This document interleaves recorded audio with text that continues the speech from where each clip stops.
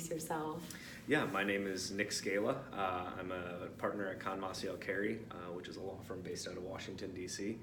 And I run the National MSHA Safety Practice Group for them, where I represent mine operators and independent contractors in essentially dealing with MSHA, whether it's litigation or managing inspections. Okay, and how did you get into that line of work?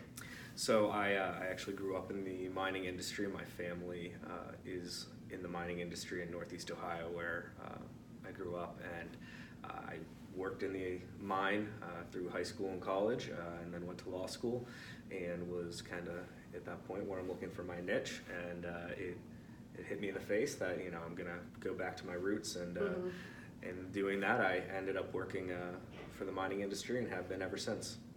Was that what you wanted to do, or was it sort of your okay, I know this? It was a little of both.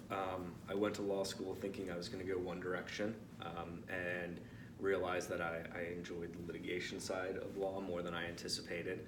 So I was looking for avenues to get into litigation, and in doing so came across the mining work and MSHA and mine safety law, and it combined kind of both interests and experience, and was a good mix in that regard. And so I got first job doing it during law school during a summer one year, and I really enjoyed it, so went back when I was done. Yeah. What do you think is your favorite part about it? My favorite part is just, I work with companies all over the country, so I like getting out and seeing, the different operations, how things are done differently in different areas of the country depending on the mineral that is being mined or the processes that are being used, and working with the people in the industry. So that, I would say, that's probably my favorite part. Okay, and how many companies or organizations do you work with? I mean, quite a few. A lot of different organizations, such as Florida Mine Safety, up and down the East Coast and in the Western U.S. and Central U.S. And then, I guess, just a number of companies around the country as well. So my clients are in California and New Hampshire and Florida and Texas and everywhere in the middle, and Ohio. So, I'm on the road quite a bit, which is a good thing, but it's given me a lot of opportunity to work with a bunch of different groups around the country. I know you work with the Florida Mine Safety Program, so how do you help them specifically? So with the Florida Mine Safety Program, I've worked with Karen for a number of years now, whether providing materials, for training, such as blog posts or the presentations, or also just being in person for her MSHA Law classes, and doing what I can to add a voice from the legal perspective that might, be a side of dealing with MSHA that miners and managers don't really get to experience in normal training settings. So that is typically my involvement with Florida Mine Safety. Okay, and could you tell us a little bit more about what an MSHA Law class is? Yeah, so the MSHA Law classes that Karen puts on with Florida Mine Safety are essentially, hate to say anything more than an MSHA 101, but also a bit of an advanced MSHA course in one. So it's several days, and you cover, just the beginnings of the Mine Act. Where does MSHA get its authority? What are the regulations? How are citations issued? And then typically it gets more into deeper parts, such as agent liability, and what are the instances and where that could come into play. How do we protect ourselves and our company against enforcement, and how do we put our best foot forward during litigation if we are at the point where we're contesting citations. So kind of a bit of a very beginning level into more advanced items that persons may or may not experience in their time, or had up until the point where they get to go to the law class. So do people have to go to this class, or is it something that people seek out as extra? Yeah, it's not required. I think that the class is additional training, but it's very good training. Everyone has to have their minimum requirements, training with MSHA to be a miner, and then to maintain that with their annual refresher training. But this is more of a training that's, to give a bit of a background on the agency itself and interacting with the agency.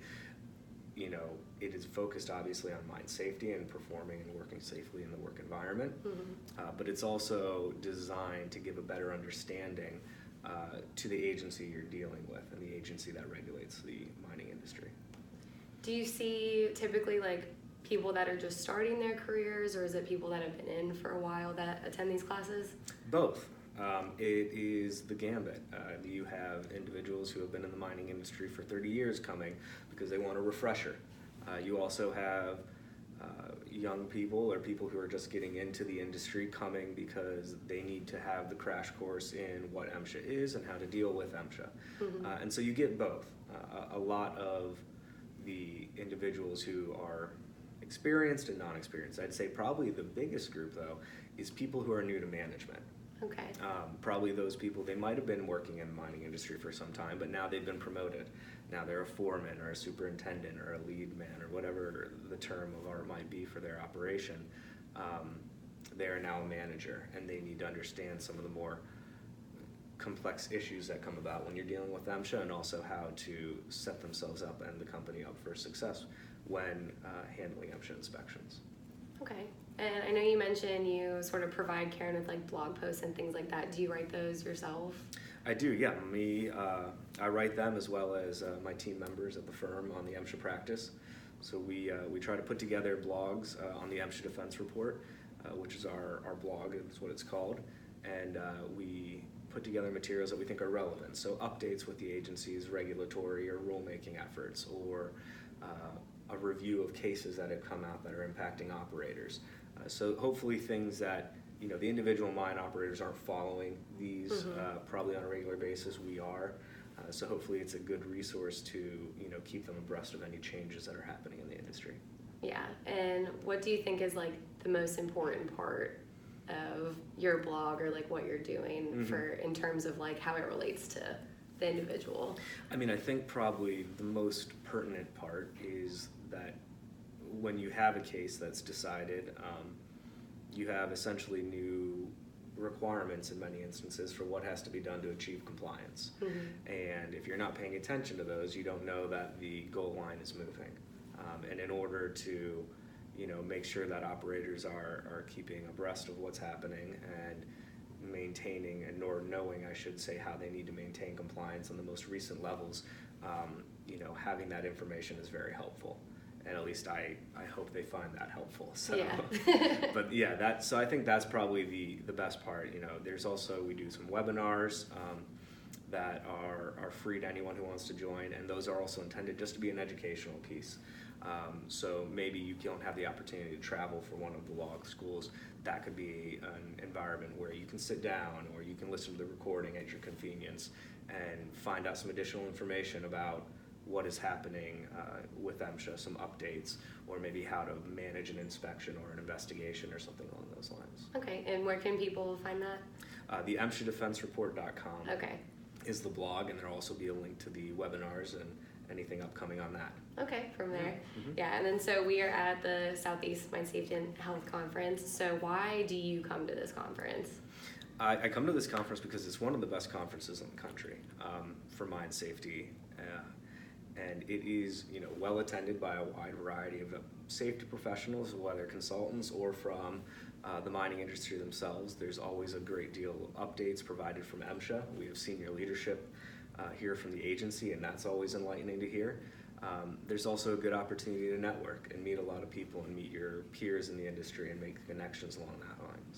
Is that what you take away from it, or what do you leave with when you leave here? I mean, hopefully I leave with, making some new connections in the networking side, but also gaining some additional information on how this area of the country is interacting with the agency and how they're finding the mining environment and mine safety environment at this point in time, because it does change, not from just an enforcement perspective, but there's new technologies here that are being discussed that improve mine safety, as well as other elements, training technique, training materials. I know there was a drone seminar yesterday that's becoming a rapidly evolving technology in the mining industry, and right now there's no regulations on it, but there will be changing at some point in time. So kind of gauging how the agency is responding to those developments as well is an interesting takeaway. Okay. And with what you do you think you do more of like the preliminary, or are you more like reactive? A mixture of both. Mm-hmm. You know, much of my job is coming in after a citation has been issued or after an event has taken place to help assist an operator as much as possible. And whether that is just kind of moving through the investigation process and getting everything back up and running in a normal capacity, or if it's going through litigation, or both. Mm-hmm. Also, you know, with my clientele that is established, that I've been working with for a long time, a great deal of my job is preventative, or preemptive, as you might say. And that is preparing, you know, or updating corporate safety and health policies. How can we improve what we already have, and how can we bring our operations, you know, more into the future of what mine safety might be? How can we put ourselves in the best position to maintain compliance and safety and health at all our facilities? So, you know, reviewing their policies and procedures, helping draft new ones, ensuring that their materials are are in compliance with the new changes in the regulations. So I think that would probably be the preemptive side. Yeah. Okay, well, do you have any final words for us? No, I think I would just, I would say thank you for the opportunity to sit down today. I greatly enjoy working with Florida Mine Safety, and I look forward to doing it in the future, and I look forward to seeing all of you at a law class sometime soon. All right, thank you. Thank you.